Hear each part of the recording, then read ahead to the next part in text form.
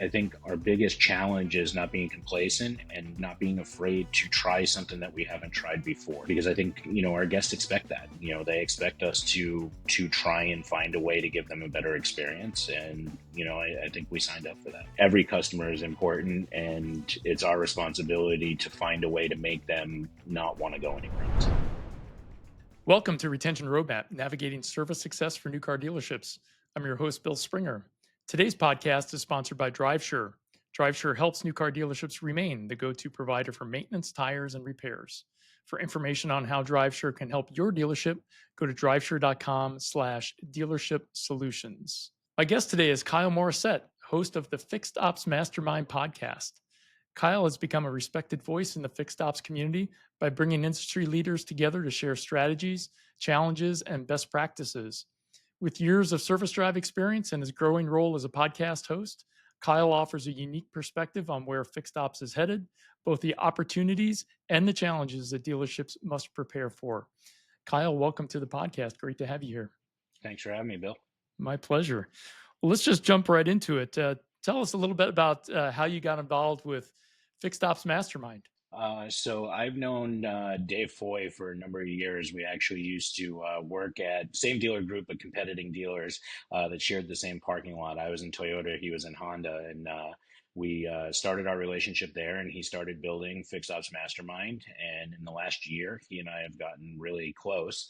And so just started joining the Tuesday nights, and he and I were talking quite a bit. And he asked me if I wanted to guest host, and I said sure. And we recorded our first one, and he surprised me with the fact that I was the new host. So I wasn't quite prepared for it, but it's been going really well so far from the feedback that we've gotten, and it's really fun to talk to different people and get different ideas and thoughts, and really be able to give that to our audience. So it's been fun. So how have those discussions with other colleagues in the industry, throughout the country, kind of shaped your perspective on the industry? Well, we all have challenges. A lot of them are the same. Yep. And there's plenty out there that are different depending on region. If you're in the north, then a lot more torches come out. Down here, we're not even allowed to have them down in Florida. But what I've learned even more is trying to go global and learn what other countries are doing, and that's eye-opening as well. But I think what it's shown me is that we have an awesome field of people that are in this business that really want to succeed and be the best that we possibly can. And I think more and more as we continue to bring these people together and give them a voice, or have them use their voice, me included, that's what it took from me was Dave to get me out of my shell. I think we can really change the way we've always done our business in automotive and really up our ante. Yeah. So you brought up some of the challenges. So let's just get right into that. What are some of the, I guess, the biggest threats or obstacles that you see coming down the road for fixed ops leaders in general?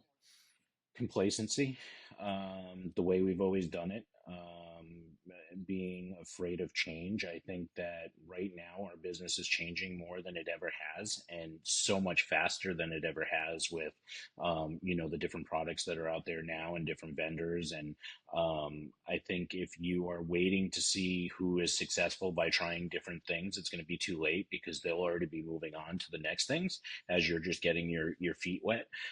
So I think our biggest challenge is not being complacent and not being afraid to try something that we haven't tried before. Mm-hmm. Because I think, our guests expect that. They expect us to try and find a way to give them a better experience. And, I think we signed up for that. Yeah. Before we get into, what some of those newer strategies or tactics are, you mentioned just a couple of minutes ago about the differences between geographic regions in the U.S. And as someone who's had some perspective and working in different parts of the U.S., what do you see as I'm just curious in terms of what are some of those differences that you see in terms of the challenges that, say, a dealer in Florida might face versus one in, Massachusetts? I think that so up north, I would say, you have a lot of things that will wear out, but a lot of things that get damaged by the climate, right? So whether it's salt, sand, those things, their life expectancy is far less, and those repairs are more challenging for our technicians because of what they have to do to be able to get the old parts off. Hmm. Down here, I would say the the repairs are, I mean, we do a lot more batteries down here, surprisingly enough. Obviously wipers are a different reason up there because people like to use them as snow scrapers. Down here because they melt to the windshield. So, Yeah. but I think it's important to, for, there's obviously the similarities, right? So if you're doing your fluid exchanges and you're doing your filters and doing those type of things, and having our guests make sure that they're keeping the maintenance up, I think no matter where you are in the country, you have a better shot of keeping away from those catastrophic repairs. Hmm. So going back to the question of your answer of complacency being a real threat to progress and fixed operations, what are you seeing some of the more forward thinking fixed operations folks adopting that you're seeing having a real impact on dealership operations in general and customer retention specifically? So from a marketing standpoint, I think fixed ops predominantly do the least as far as their spend, right? So they're doing what's required by the manufacturer, and they're maybe a mailer here or a mailer there or an email blast because it's free, but it's who's building that, right? There's not a lot of content that comes into it. Now there's a lot of opportunity for us to control our data. There's a lot of opportunity for it to be truly ours and not, be still owned by a vendor. I think our marketing can be one to one. We can market direct to anybody that we want to, and for pennies on the dollar. In reality, where now you can. We always talk about legacy customers, right? But a legacy customer, we were still sending them the same mailer as anybody else, right? Hmm. But if you have legacy customers where you are able to put notes in a CRM or in DMS or whatever, and know something about that guest, now when you're talking to them about the next service, you can actually dial something in. How's Sally doing at soccer? It's time for your next service, but we can make it personal, right? And when we do that, provided that the brand is what they want to stay with, where else are they going to go? So now you're talking about a customer that we can handle from start to finish, from right out of college, first car, right up until retirement, right? So, I think that's where our biggest bang for our buck is. For me, my experience has been, getting my phones handled by AI has Hmm. been an extreme help for us. There's other products out there for assisting with the multi-point inspection, whether something in the drive. So there's a lot of components out there that are making it so that we can engage with the guest, stay engaged with the guest, and make sure that they don't go anywhere else. Right. Right. I'm curious when, looking at service marketing in particular and being able to control your data and know your customer better than ever before.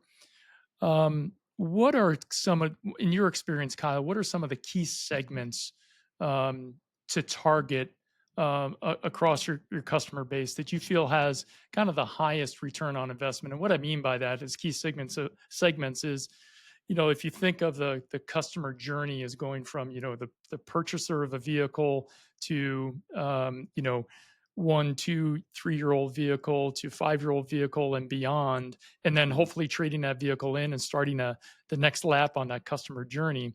When you're looking at that data, what have you found to be kind of the sweet spot of the kind of the best type of customer to um, retain as well as attract?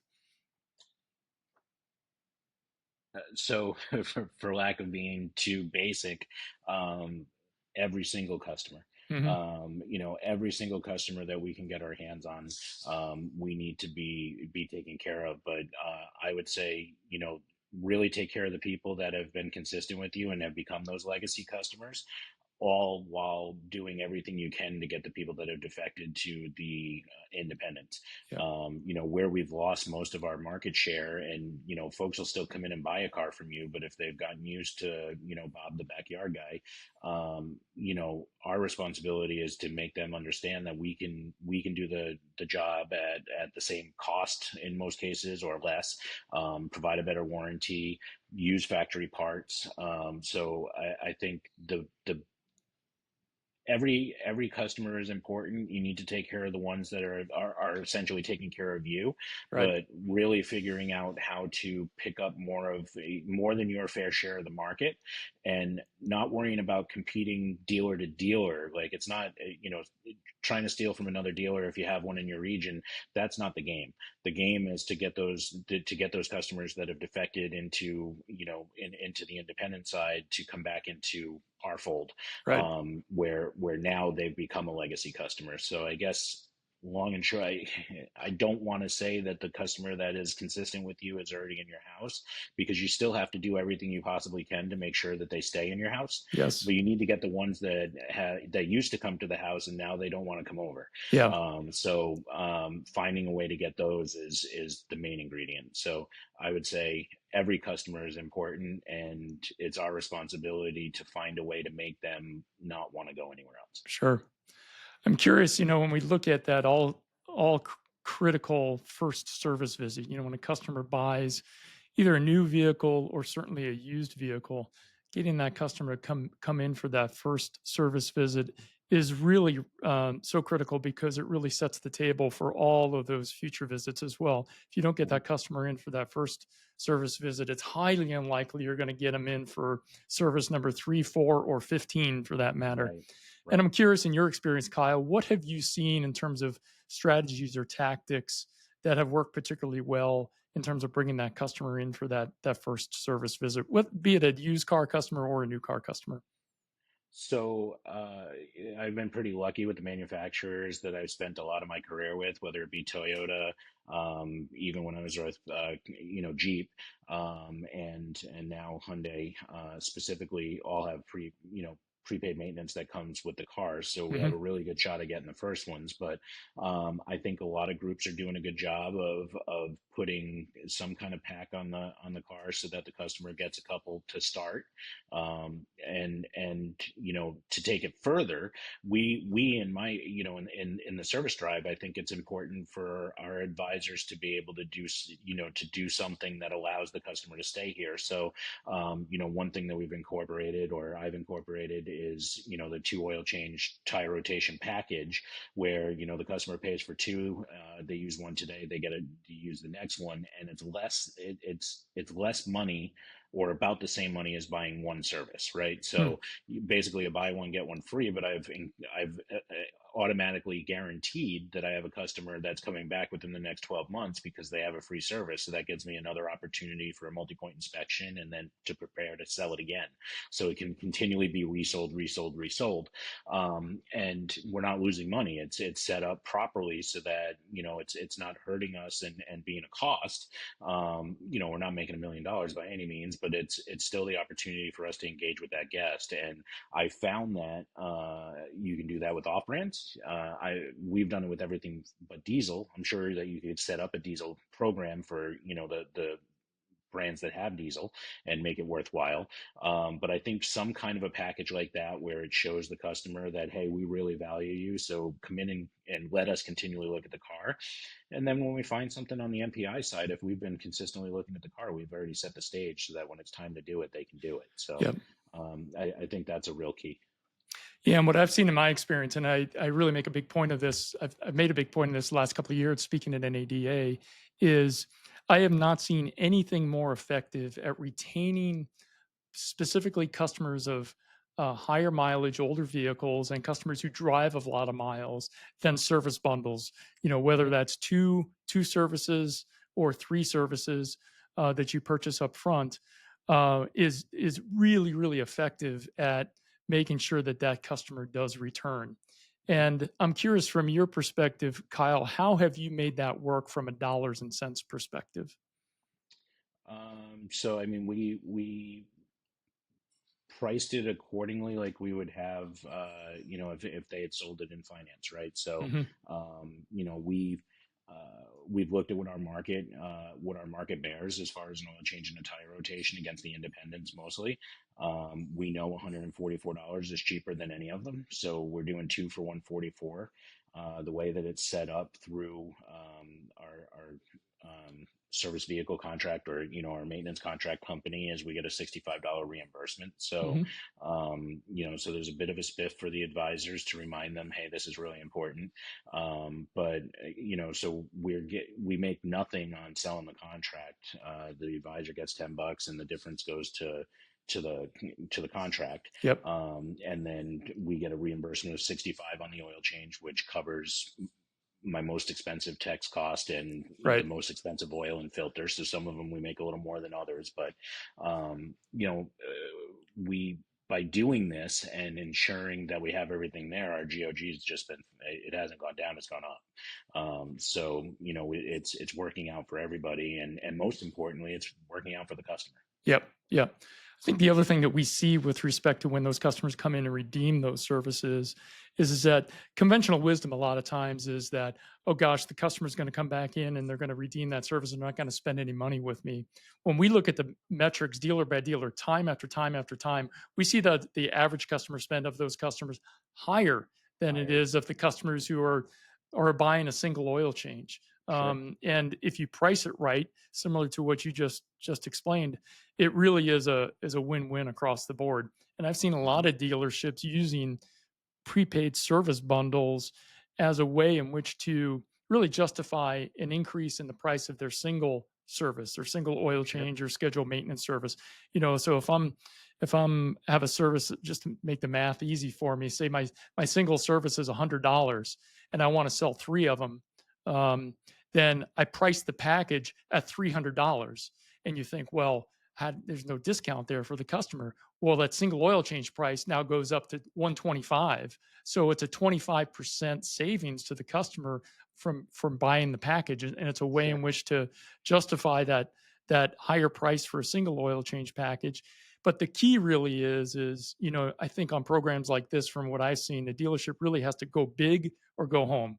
You need to be able to sell this into 65, 75% of your customer base in order to move the needle on retention. Sure. Otherwise, all too often, you're just selling it to those customers that are already loyal and probably would have come back to you anyway. Anyway. And you got to sell it to those customers who are on the fence. And that's what's going to bring them back. And that's what's going to move the needle on your retention. Sure. Absolutely. I Yeah. agree. Looking further ahead with respect to service retention, we spend a lot of time on the podcast because it is such a critical defection point. Is that is on tires, making sure that the customer um, thinks of the dealership first when they have a tire need, whether that's because they need to replace tires or because they had an unexpected damaged tire and they need to go somewhere to have that fixed.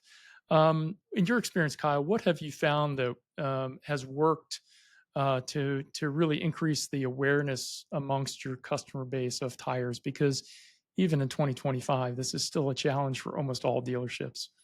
Yeah, it's funny. I was actually talking to a gentleman that represented one of the tire manufacturers over in the UK, and it's the same there. Yeah, Believe it or not, it's a epidemic that we've created long ago. And I've said this a few times. I think it was Ford who decided that they just wanted to do warranty work and go get your tires elsewhere. So yeah, now we're fighting that battle on, not a high money maker, but an opportunity for more upsell.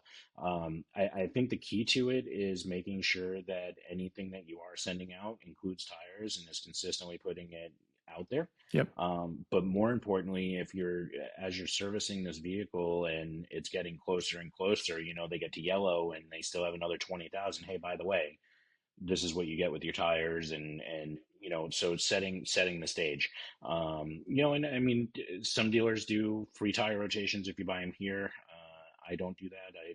But free tire repairs, or in some cases, the manufacturer will, whether it's dealer tire or whatever, will give you a little bit of money back for it. But I think it's important to train your advisors to consistently be talking about tires. So if, part of the walk around, whether you're doing a physical walk around or you have a tool, a drive-in tool, make sure that you're talking about the tires every single time, good, bad, or indifferent. Sell the green, explain what's going to happen when they get red, then they get Yeah. yellow. Hey, by the way, stopping distance has gotten here, and Mm-hmm. this is what we're looking at. But do you want me to look at tires now?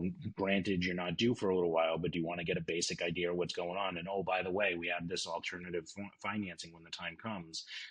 So if it's going to cost you $1,000 for 4 tires and the lime and everything else, you can split that payment over so much time. So really give the guest every reason not to go anywhere else. Right. And I think that's the key. Yep. As we close out our time together here, what, looking at going back to the topic of challenges and threats, are there any challenges that you see that in the industry that you don't think get enough attention, or they're not being talked about enough? Boy, that's a tough one. Probably an unfair question for somebody hosting a podcast that talks about everything. I think we talk about a lot of different things, but I think that the thing that might be most unfair is that we have made it for far too long a in my house type of deal, and I don't want to share to become like I don't want to share because somebody might actually do it, right? Yeah. So I think part of my big thing when Dave forced my hand on the on the podcast was I said to him, man, I just want to bring everybody together. Let's get everybody together, and if we do that, then we can be great together. Yeah. So I think that there's still some people out there that are not involved in looking to see what's going on, and that's fine if that's what you decide to do. But I think the more people that are talking and working together and agreeing to disagree on certain things, I think that's the challenge. And I think that one of the things that potentially can be overlooked sometimes is the OEMs not allowing us enough levity to be able to try different things, right? So certain approved things that are not, we don't get a decision on. Where we can show an ROI to the manufacturer saying, hey, we believe that this is going to provide a better service. We'll be able to move more parts. We'll be able to move more labor or whatever. I'm sorry, more parts, more cars. I think that we're getting to the point now where dealer councils are going to have to really step up and say, hey, we need more levity. We'll be transparent about it, but we need more levity to be able to try different things. Yep. We can't afford as automotive, we can't afford to be late on this one. We're late to everything else. We can't be late anymore. Yep. So I guess hopefully that answered it. Yeah, absolutely. Yeah. Well, I think that's a great thought to end on today, Kyle. Before I let you go, if there's any of our listeners wanted to get a hold of you, had any questions for you, what's the best way for them to do so? Just hit me up on LinkedIn. My email's on there, and you can always message me there. That's the safest place. And I'll do everything I can to respond to you as quick as I can. And like I said earlier, I want to get together so that we can be great together. So don't hesitate to connect with me and send me a message, and let's continue this parade forward. Absolutely. Kyle, thanks very much for being a guest on the podcast today. We really appreciate it. Thanks, Bill. Really happy to be here. Thank you. You've been listening to Retention Roadmap, navigating service success for new car dealerships. Subscribe on Spotify, Apple Podcasts, YouTube, or wherever you get your podcasts.